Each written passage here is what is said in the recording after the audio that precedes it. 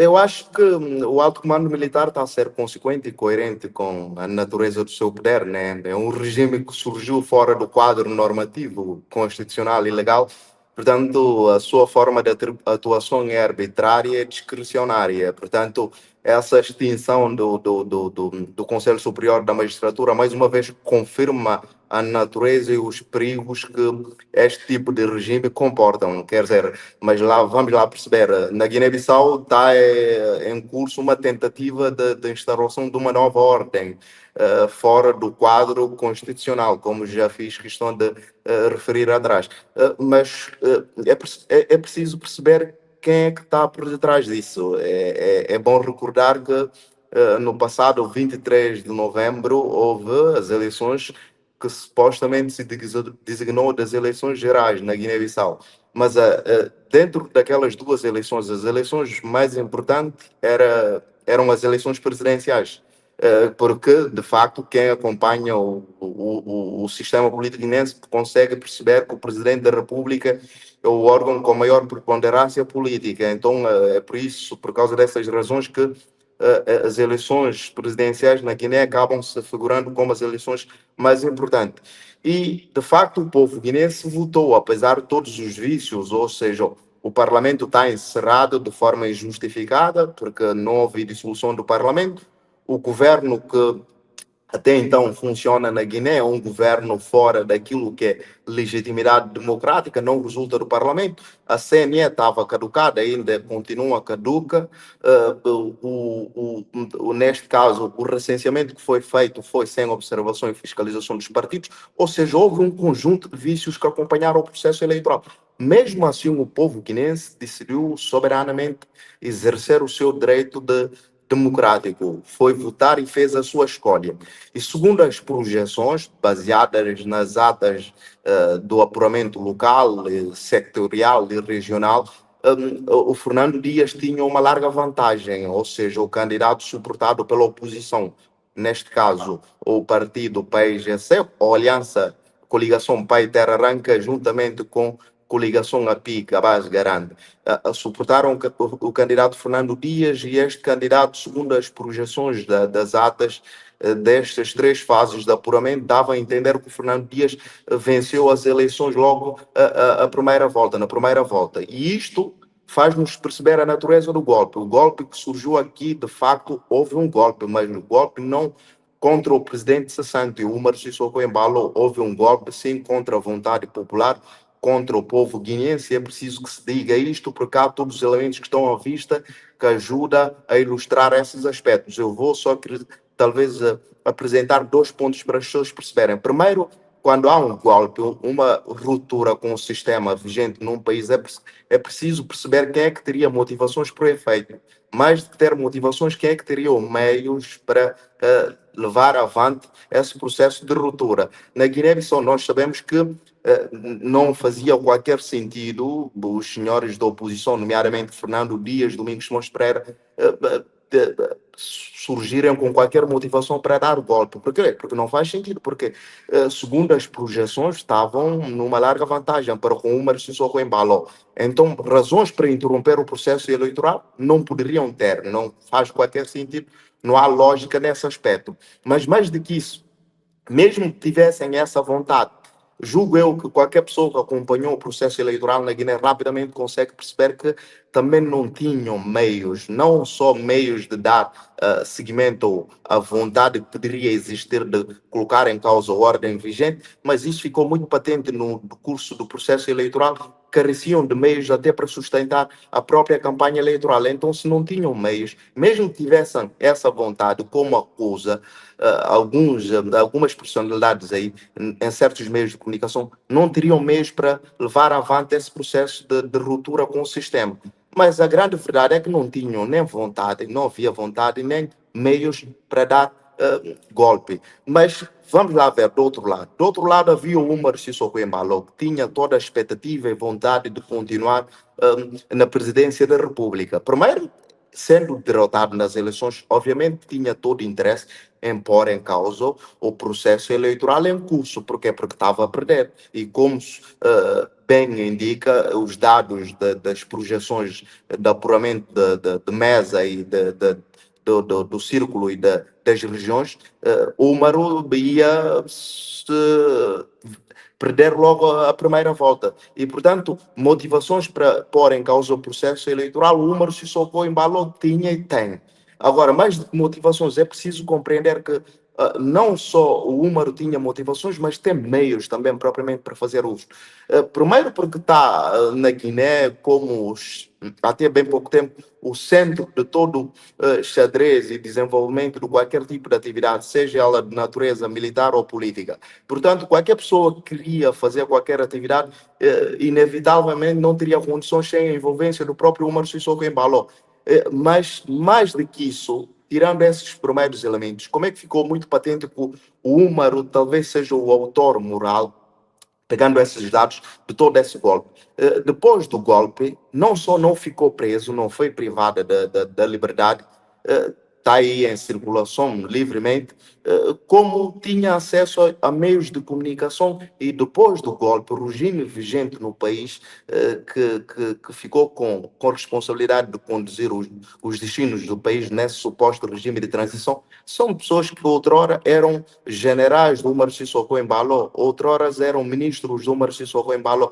Portanto, houve pessoas que foram premiadas pós-golpe e houve pessoas que ficaram privadas de liberdade. Portanto, não faz qualquer sentido acusar a oposição de tentar uma espécie de golpe na Guiné-Bissau. É bem mais provável a tese de que o golpe foi uma encenação do Umaru Sissoko Embalo e dos seus auxiliares para suspender, interromper o processo eleitoral, sabem que tendo em vista os dados eleitorais que tinham sido apurados. É importante que se diga isto, porque recentemente eu assisti uma entrevista do suposto ministro de Negócios Estrangeiros desse governo de transição a dizer que o Umaru Sissoko Embalo não deu golpe e aquilo não tinha qualquer lógica. É importante dizer que isso não corresponde à verdade. Então há essa necessidade de repor essa verdade, contrariando algumas desinformações que se vai propagando em certos meios de comunicação. O golpe que ocorreu na Guiné-Bissau foi do Umaru contra o povo da Guiné-Bissau.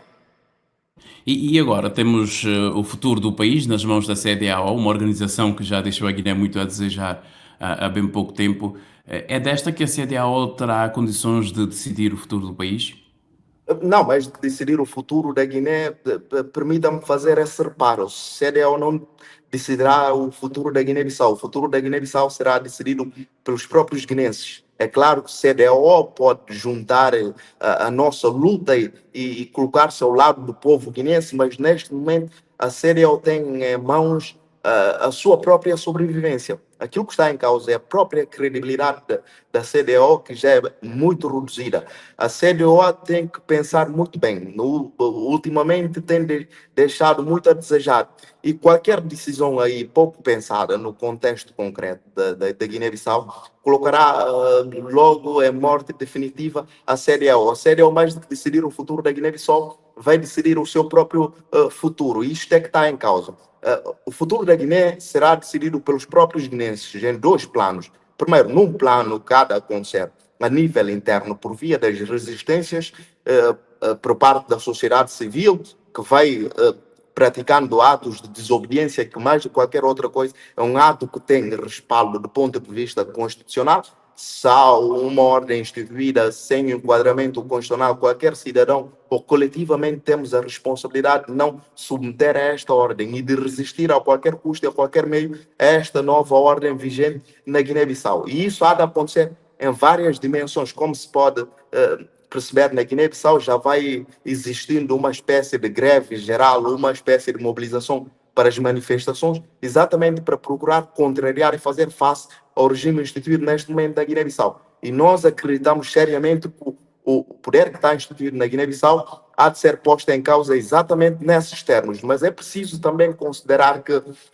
nós temos a responsabilidade de explicar à comunidade internacional porque é que nós vamos adotando certos posicionamentos na Guiné e para que a comunidade internacional possa compreender as razões das nossas decisões e porque é que fizemos uso de certos meios para repor a normalidade constitucional que é necessária, repor a verdade eleitoral que tem que acontecer, porque não é possível num país dar-se como normal a realização das eleições e depois não se fazer desfecho do processo para perceber exatamente quem é que venceu as eleições. Embora nós já temos conhecimento desses dados, mas há necessidade de ocorrer essa oficialização pelo órgão competente, que é a CNE.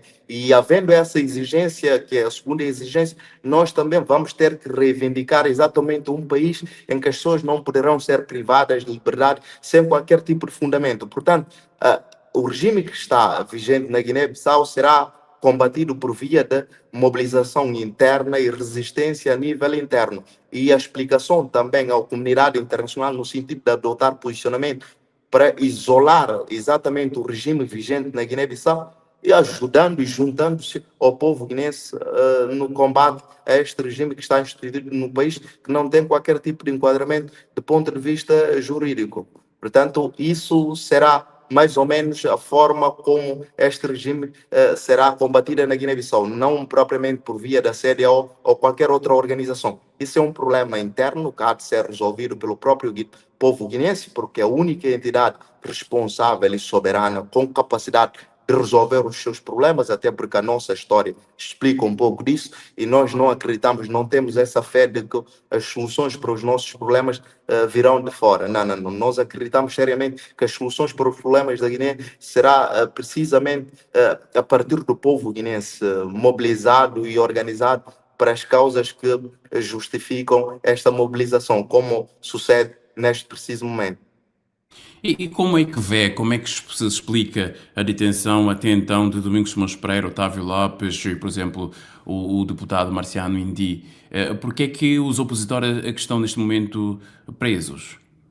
Não, mas isso confirma aquilo que eu estava a tentar elucidar logo no primeiro ponto. É exatamente isto, ou seja, como é que é possível uma pessoa que supostamente deu golpe pode ir parar a prisão? Não faz sentido. E se afirmam que havia uma tentativa dessas pessoas ou uma vontade dessas pessoas levarem avante um processo de ruptura com o sistema, quem faz a acusação tem de estar em condições de apresentar evidências que justificam e comprovam essa factualidade, o que não sucedeu. Ou seja, o alto comando militar afirmou que de facto havia uma intenção e conjunto de pessoas envolvendo atores políticos que tinham a intenção de pôr em causa o sistema vigente. Entretanto, até então não apresentou qualquer tipo de evidência que comprova essas factualidades. Portanto, esses senhores irem parar na prisão explica exatamente a natureza daquilo que aconteceu na Guiné-Bissau. Uma espécie de encenação